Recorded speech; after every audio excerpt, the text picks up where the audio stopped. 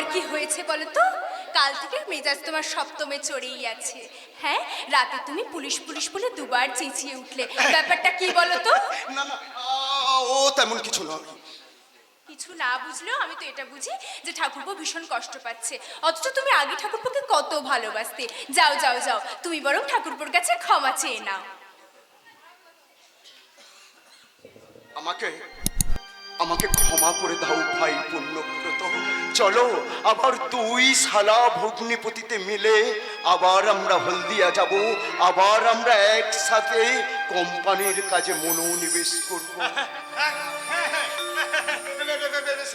সেটা বটেই, মানে আপনি যদি আবার হলদিয়া যান তাহলে বেশ ভালোই হবে। ভালো হয় ঠাকুরপো।